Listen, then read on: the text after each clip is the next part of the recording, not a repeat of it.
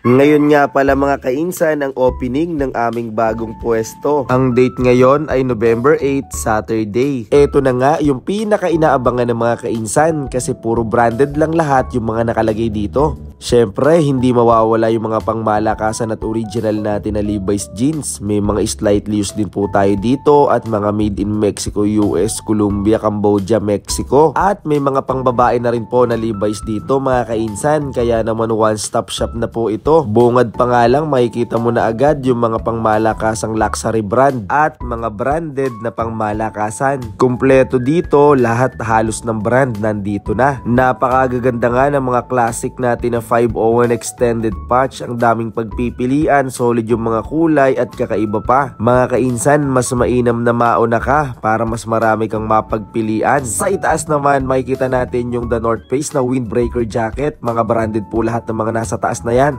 Hoodie jacket na Gucci at meron din tayong mga Old Navy. May Tommy Hilfiger din, Levi's na tracker jacket at Gap Amazing Story. Ito yung mga brand na mga pangmalakasan at kalimitan nating nakikita ito. Mga Adidas, Colombia, Cambodia, North Face, Nike. At sa di kalayuan, makikita nyo po yung ating NFL, Kansas City. Yan po yung leather bomber jacket natin. Napaka sobrang daming pagpipilian dito mga kainsan. Meron tayo mga branded, mga luxury brand at Levi's na pangmalakasan. Kaya mga kainsan, dito na kayo bumili ng pangmalakasan yung pamasko. Nandito rin lahat yung mga paborito nyong brand sa mga sweatshirt. Dickies, Nike, Adidas. Ayan, napaka sobrang gaganda. May hoodie jacket pa. Camouflage na Bathing Ape at puro mga Adidas na windbreaker jacket. So kompleto, may pang babae, may pang lalaki. Ito po ay mga almost brand new condition na sa original price ay 3,000 to 7,000 ang isa pag bumili ka ng bago. Pero dito ay nagre-range lang po mga kainsan ng 500 to 1,500 bawat isang mga branded na mga bagong-bago pa talaga yung condition. Ito pa nga yung isang brand na tuwang-tuwa yung mga selector pag nakakakuha sila, RL. Ralph Lauren na isa sa pinakamahal na brand. Talaga namang kilalang kilala ng mga selector, lahat ng mga pangmalakasan at mamahalin po na brand. Meron nga rin pala tayong mga tracker jacket na pang babae.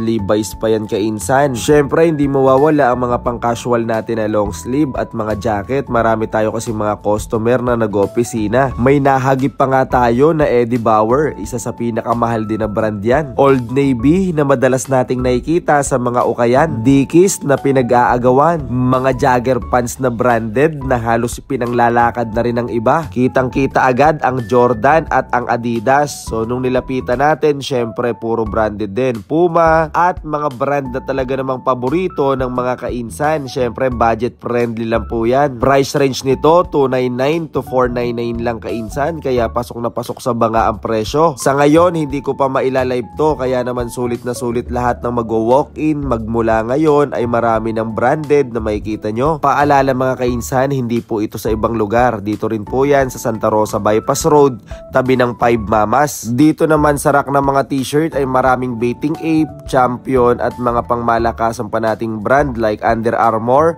May Adidas syempre, hindi mawawala yan. Guess, Jordan at Essential. Nike, Guess, Jordan at Essential. Syempre, ipapasilip ko din mga kainsan yung mga t-shirt natin na pang girl lalo pang babae. Nakabungad na nga agad ang Levi's. Makukuha mo lang ito sa napakamurang halaga. At sobrang nabigla talaga ako mga kainsan dahil sa paghawi ko ay may nasipat pa ako ng Balenciaga. Paboritong brand ng mga mayayaman. Isa na nga sa nagko-collect dito ay si Senator Idol Rapi Tulfo. Sa mga pantalon naman na pang babae, mga skinny, mid-waist, high waist at low waist. At ang magaganda rito, sobrang solid na mga brand.